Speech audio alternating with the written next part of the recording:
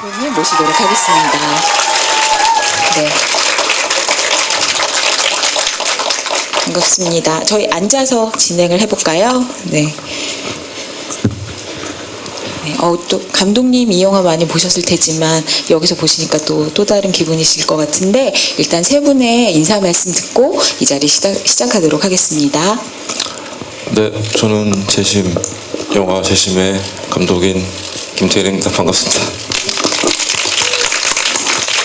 대표님. 예, 안녕하세요. 문재인입니다. 반갑습니다. 네, 변호사님. 안녕하세요. 박진영 변호사입니다. 네.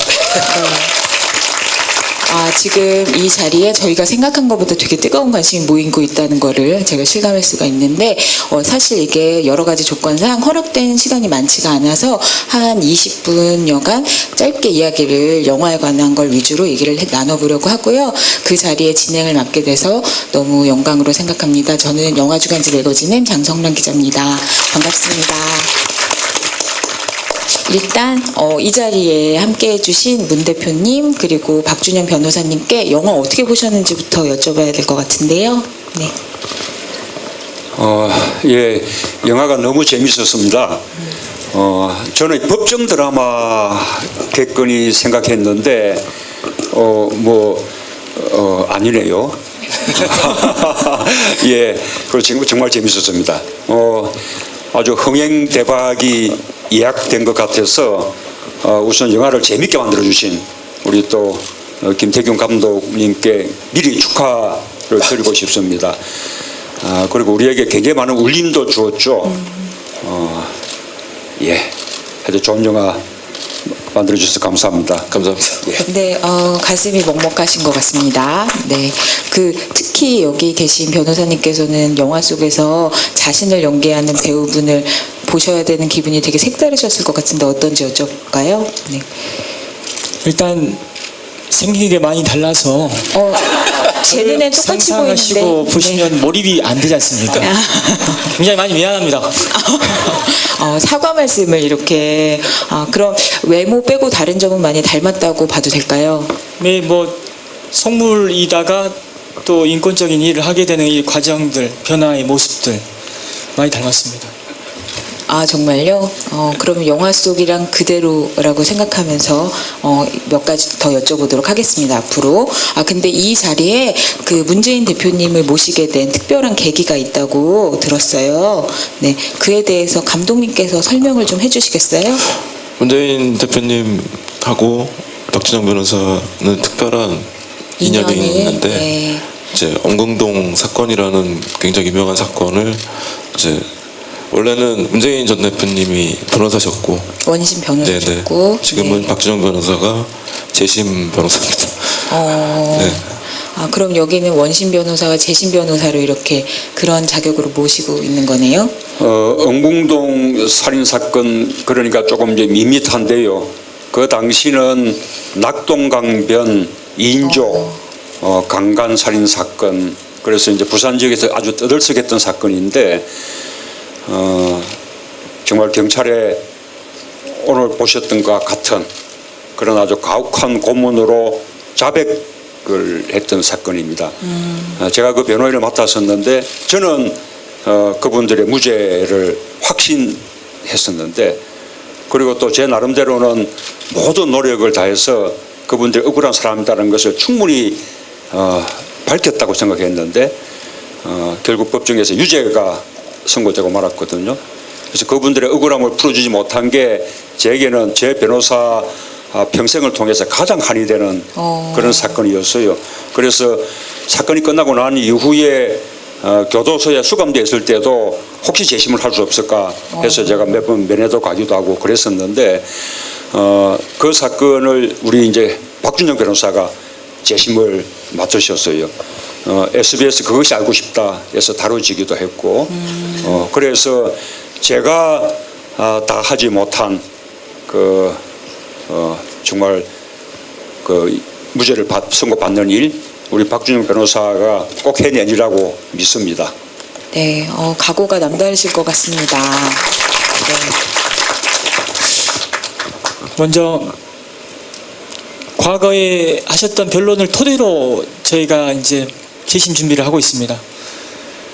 과거 변론하실 때 어떤 모습이셨냐면 그 당시에 고문 사실을 밝히기 위해서 경찰서에 함께 수감되어 있던 사람 3사람을 또 증인으로 신청해서 저 법정에 세우기까지 하셨거든요.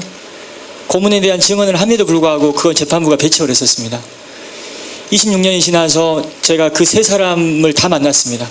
근데 처음에는 상대가 국가이기 때문에 도와줄 수 없다라고 하면서 전화를 끊으셨습니다. 하지만 이런 익산 사건이나 삼리 사건의 재심 결과를 보시고 또 이렇게 재심이란 영화가 또 만들어지고 또 국민들의 관심을 받는다는 그 모습을 보고 또 그분들이 용기를 내더라고요. 그래서 저는 반드시 재심이 된다고 보고 있습니다. 100%라고 생각하고 있고, 이 자리에서 또 말씀드리고 싶은 것은 또 앞으로 많은 국민들이 원하는 나란 일 하실 때 사법 피해자들을 구제하는 국가기구, 뭐 큰 기구까지는 원하지 않지만 눈물을 닦아줄 수 있는 기관 꼭 한번 만들어 주셨으면 좋겠습니다. 제가 재심 반드시 성공시키겠습니다. 네. 그리고 그 말씀대로 이 영화에서 보면 이렇게 고문으로 이 범인으로 조작당한 그렇게 해서 국가로부터 정말 큰 피해를 입은 그 피해자가 처절하게 몸부림쳐야 되잖아요. 또 재심 변호사의 고군분투. 그런데 이렇게 개인들이 이렇게 처절하게 몸부림치고 고군분투하고 그게 아니고 국가가 하나의 제도적으로 그런 분들을 이렇게 도와줄 수 있는 또 그 억울함을 풀어줄 수 있는 그런 어떤 것이 마련되면 좋겠습니다. 사실은 아까 영화 속에서도 그 현우가 법이 뭔데 네. 이 법이 해결해 줄 수 있냐, 법이 이 새끼를 잡아놓을 수 있냐 그러잖아요. 네, 지금 방금 아주 정확하게 네. 아니요.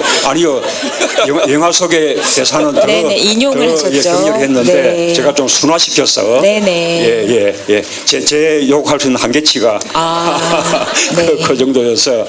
그런데 실제로 이렇게 재심을 통해서 억울함을 그래도 밝혀낸 사람이 얼마나 되겠습니까?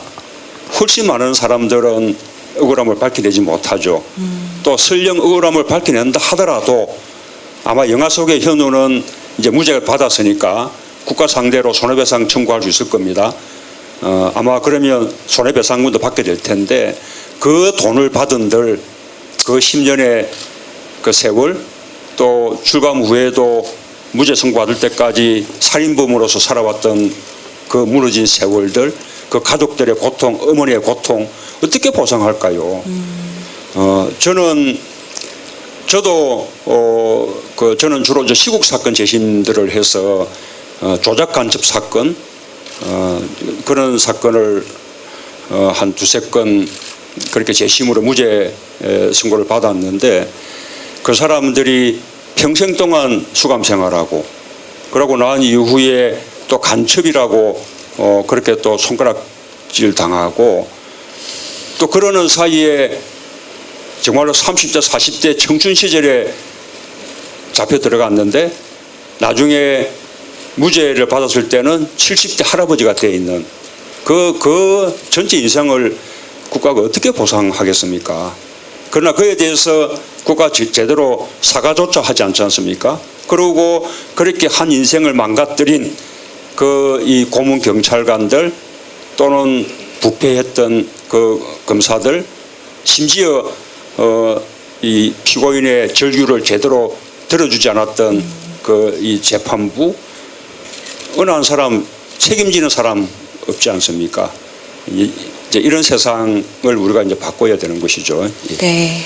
근데 이 영화를 만들면서 많은 고민을 하셨을 텐데 박준영 변호사님께서도 이 영화가 많은 분들에게 용기를 주는 역할을 하고 또 문 대표님께서도 이 영화를 보고 이렇게 말씀해 주시니까 감회가 정말 남다르실 것 같아요, 감독님. 그렇죠. 그런가요? 어떤 감인가요? 제가 한국 사회에서 벌어지는 이 사건을 가지고 영화를 만들었습니다. 근데 저를 비롯해서 배우들 스태프들 그리고 제작진들 모두 다 이런 일이 벌어지지 않는 사회에서 살고 싶어서 이런 영화를 만든 것이 아닌가 생각을 하고요.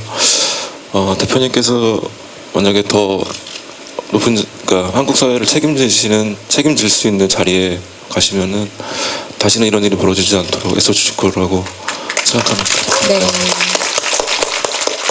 이 영화를 본 저희 모두도 대표님께 그런 말씀 전해드리고 싶습니다. 네.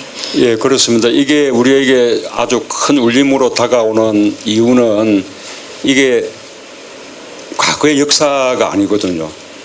아직도 되풀이되고 있는 일이거든요. 얼마 전에 왜 탈북자 이우성 씨 그 국정원에서 간첩으로 조작해서 다행히 우리 민변 변호사들이 열심히 변론을 해서 끝내 무죄를 밝혀내기는 했지만 정말 엄청난 고초 겪지 않았습니까? 지금도 국정원에 의한 간첩 조작이 계속되고 있는 세상.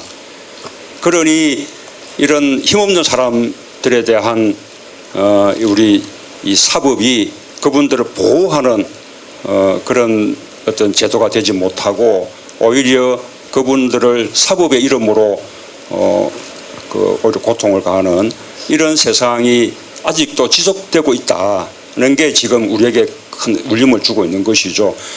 그것이 우리가 청산해야 될 아주 오랜 적폐 중의 적폐라고 생각합니다. 네, 아마 영화 보신 많은 분들이 느끼셨을 텐데요. 저는 이 영화가 변호사를 하나의 영웅으로 불쌍한 사람을 억울한 사람을 구명해주는 한 영웅으로 그린 게 아니라 우리 모두의 편에 서서 그 사람한테 미안하다고 말을 해야 하는 사람으로 그린 점이 가장 가슴에 많이 남거든요. 그래서 그렇게 그리신데 아마 감독님의 힘주어 말씀하고 싶은 메시지가 있으신 게 아니었나 하는 생각이 들었어요. 네, 그에 대해서. 처음에 이제 박진영 변호사를 처음 영화를 만들기 위해서 만났을 때 박진영 변호사가 만약에 정의로운 변호사 나는 정의로운 변호사라는 코스프레를 했다 그러면 영화를 만들지 않았을 것 같아요. 아, 네. 근데 이제 역시 변호사님 몸이 크군요. 박진영 변호사가 저한테 했던 얘기는 자기는 남의 불행을 이용해서 한번 떠보려고 했던 한번 이름을 날려보고자 했던 변호사였고 실제로 괜찮아요? 적은 내부에 있습니다. 방송에 한번 나가기 위해서 이 조연 최군을 설득해서 재심하자 영화 속에 보이는 그런 장면들 정말 똑같네요. 비슷한 거죠. 그런 변호사였기 때문에 제가 박진영 변호사를 영화에 모델로 영화를 만들고 싶다는 생각을 했었고 그 변호사가 이제 변해가는 과정 자체가 이 영화의 큰 줄기로 가져가야 되겠다 해서 이런 스토리가 나오게 된 거죠. 네. 사실이고요. 저는 저희 아버지 직업이 장의사였습니다. 그래서 사람이 죽으면 저희 집으로 전화가 오는데 저는 그 전화를 받을 때 그렇게 기뻤습니다. 솔직히. 우리 집 물건 팔리니까. 그런데 아버지 직업과 제 직업에 공통점이 있더라고요. 남의 불행으로 먹고 사는 직업. 그 남의 불행으로 먹고 사는 직업이 얼마나 남의 불행에 대해서 배려를 했는지. 물론 저는 최군의 재심을 도와줬긴 했지만 그 초반에는 어떻게든 재심 판결을 이끌어내가지고 저 능력 있는 사람으로 인정받고 싶었거든요. 그러다 보니까 설득을 하는 과정에서 제 사심이 너무 깊이 개입됐었습니다. 그런데 이제 한 2010년에 최군을 만나서 재심을 추진하고 또 결과적으로 이제 작년 말에 끝이 났는데 한 6년 동안 사람을 바꿔놨습니다. 사람은 변합니다. 네, 박수가 절로 나오는 말씀입니다. 사람도 변할 수 있다면 사람이 만드는 세상도 이 영화를 통해서 이런 조약돌들을 통해서 하나하나 바꿔갈 수 있으면 참 좋겠습니다. 네, 저는 그냥 영화를 보고 영화에 관한 글을 쓰는 사람으로서 영화관 안에서 보는 영화 한 편이 정말 극장 밖의 세상을 바꿀 수 있을까? 이런 한 가닥 희망을 이 영화를 보고 다시 품게 됐거든요. 네, 그 부분에 대해서 이 영화가 우리 사회에 어떤 희망의 목소리가 됐으면 하시는지 세 분께 차례로 여쭤보면 좋을 것 같습니다. 네. 그런 거창한 생각을 가지고 영화를 만든 것은 아니었던 것 같아요. 그런 이제 세상을 바꾸는 거는 영화라기보다는 이제 어떤 사람들이라고 생각을 하는데 단지 이제 이 영화가 많이 널리 알려지고 많은 분들이 보게 된다면 다시는 이런 사건이 벌어지지 않을 것 같은 생각이 들어요. 왜냐하면 국민 한 명 한 명이 어떤 감시자가 될 수도 있고 관찰자가 될 수도 있고 이제 이런 사건들이 벌어지지 않는 분을 뭐 권력자로 뽑을 수 있는 거고 예 그래서 그런 영화였으면 좋겠다 기억에 남는 영화였으면 좋겠다 네. 그런 생각을 했던 것 같아요. 네. 이 영화 만들어주셔서 감사해요. 네. 대표님 말씀도 정말 귀 기울여 듣겠습니다. 예, 저는 이 영화 보면서 정말 우리가 그 힘없는 그 약한 사람들의 이야기를 좀 제대로 들어주는 그런 세상이 됐으면 좋겠다고 그렇게 생각했습니다. 이 현우가 유죄 선고를 받을 때까지 정말로 자기 이야기를 했을 거 아닙니까? 그런데 아무도 들어주지 않았잖아요. 경찰관들은 그냥 아예 처음부터 범인이라고 단정하고 아닙니다라고 해도 무슨 거짓말하고 있어 들어주지 않고 오히려 고문으로 허위 진술을 끌어내고 아마 검찰에 가서는 또 경찰이 때려서 내가 허위 자백한 겁니다. 사실은 내가 아닙니다. 라고 또 말했을 거 아닙니까? 그러나 검사도 그 이야기 들어주지 않은 거예요. 아마 법정에서도 외쳤을 겁니다. 아닙니다. 억울합니다. 그러나 경찰에서 자백해놓고 이제 와서 무슨 거짓말이냐. 또 설명하면 다들 많이 봤죠. 예, 아니요. 라고만 답하라. 이렇게 제대로 하소연할 수 있는 그 기회를 주지 않는, 말을 들어주지 않는. 말만 제대로 들어주면 진실은 늘 밝혀낼 수 있는 것이거든요. 저는 그 변호사 할 때 이렇게 제대로 좀 많이 들어주는 그런 변호사가 되려고 노력을 했습니다. 왜 그런가 하면 변호사에게 상담 오는 사건 가운데 해결해 줄 수 없는 사건도 많아요. 이미 뭐 시간이 다 지나가 버렸거나 절차를 다 놓쳐버렸거나 억울한데 딱한데 도와줄 수 없는 사건들. 그래서 이게 이래 해서 안 됩니다 라고 간단히 돌려보낼 수 있죠. 그리고 변호사는 다시 또 돈 되는 일을 하는 게 이제 맞는 것인데 그러나 그 말들을 끝까지 다 들어주면 그러고 이렇게 해서 해결하기 어렵다라고 설명을 해주면 그분들이 자기가 하고 싶은 말을 다 했다는 것만 가지고도 말하자면 반분이 풀린다. 그래도 속이 많이 가벼워졌다. 그렇게 말씀들 하시거든요. 좀 약한 사람들 이야기 좀 귀 기울이고 들어주는 세상. 오늘 이 영화 보면서도 다시 한번 참 간절하다는 생각이 듭니다. 네, 감사합니다. 변호사님. 억울한 일은 어떤 의미일까 생각을 좀 해보면 대부분 하나의 사건으로 생각하시는 분들이 많은데요. 억울함과 연결되어 있는 삶을 파괴하는 일이거든요. 그리고 또 본인 삶뿐만 아니라 그 가족들의 삶도 파괴하는 일입니다. 그러다 보니까 억울한 일을 밝히고 누명을 벗겨주는 일은 그 사람으로 하여금 사람답게 살게끔 하는 일, 또 한을 풀어주는 일입니다. 옆에 계신 우리 대표님께서 추구하시는 삶이 사람이 우선인 세상이거든요. 그래서 저는 억울한 사람을 구제하는 이 일 자체가 대표님의 생각과 비슷한 일이라고 저는 생각합니다. 영화 속에서 사실과 픽션이 섞여 있는데요. 제가 사실 좀 말씀드리면 국가기록원에 가가지고 몰래 사진 찍었습니다. 관련자가 어디 있는지 알 수 없는데 개인이 할 수 있는 일은 싸이월드 랜덤 타고 왔다 갔다 하거나 페이스북 뒤지는 게 전부입니다. 저는 오늘 이 자리에 언제 또 오겠습니까? 공권적인 조사 권한이 있어야 됩니다. 그래야지 억울한 사람들 억울함을 풀려면 누군가를 어디 있는지 찾을 수 있어야 되고 그 사람을 불러와야 되고 또 모든 자료를 마음대로 볼 수가 있어야 됩니다. 그리고 사법 피해자들 어마어마하게 많은데 개인으로 해결할 수 있는 일은 한계가 있습니다.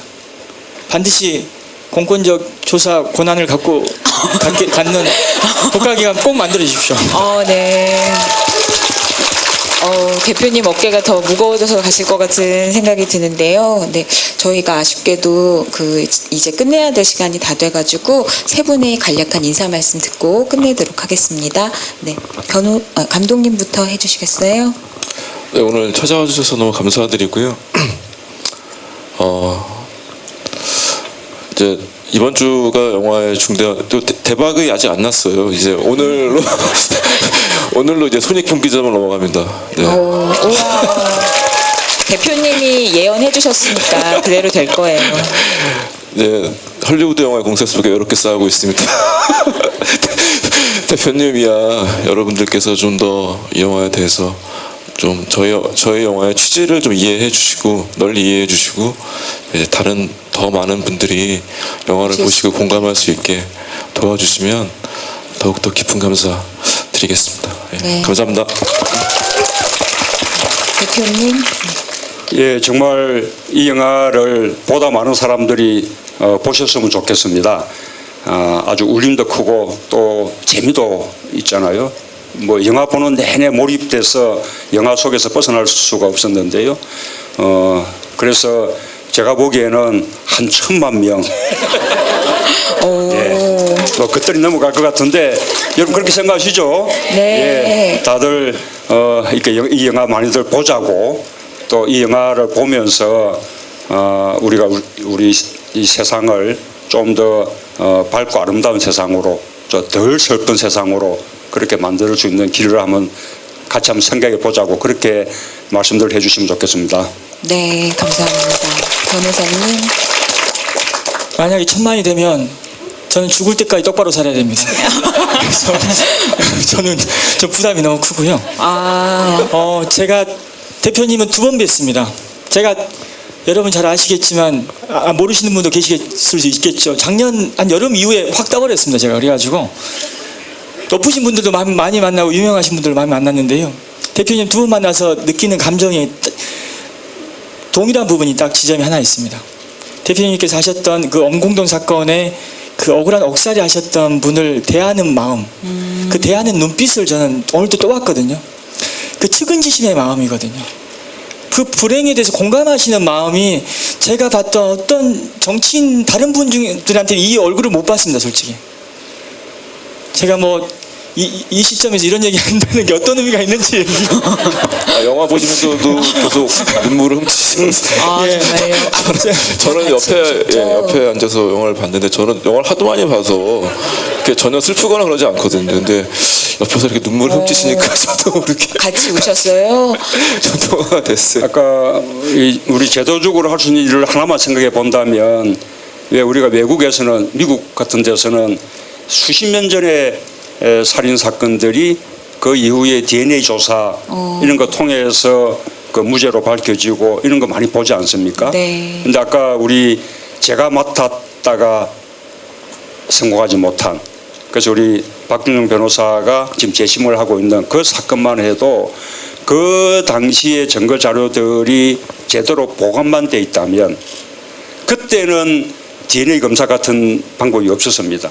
지금은 얼마든지 할 수 있는 세상이 됐기 때문에 DNA 조사 하나만 가지고도 사건은 금방 진실을 밝힐 수 있는 것인데 우리나라는 그런 제도가 안 돼 있어요.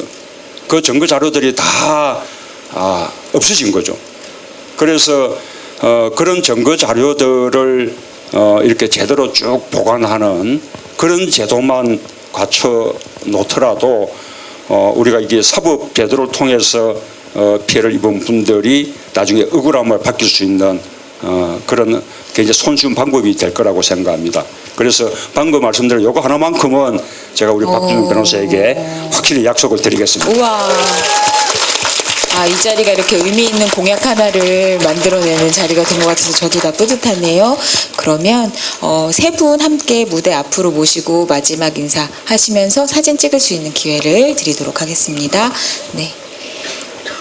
마이크 놓으시고 세 분 무대 중앙으로 서시면 함께 잠깐 객석을 바라봐 주시고 네.